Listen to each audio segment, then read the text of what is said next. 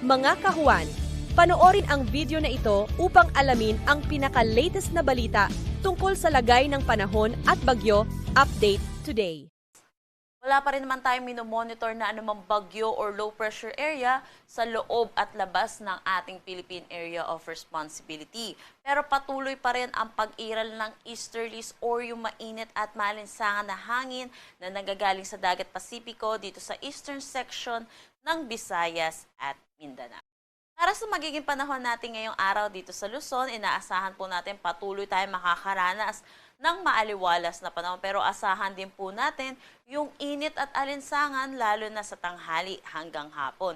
Yes po, nasa panahon pa rin naman po tayo ng tag-ulan pero yung nararanasan po natin ngayon ay yung tinatawag po nating monsoon break kung saan walang direktang epekto itong southwest monsoon or habagat sa anumang parte ng ating bansa.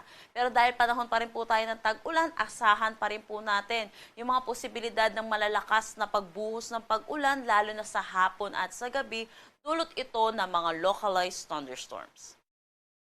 Para naman dito sa may Palawan, buong Visayas at Mindanao, inaasahan po natin magiging maaliwalas din po ang kanilang panahon. Pero asahan din natin yung mataas na tsansa ng mga localized thunderstorm lalo na sa hapon at sa gabi.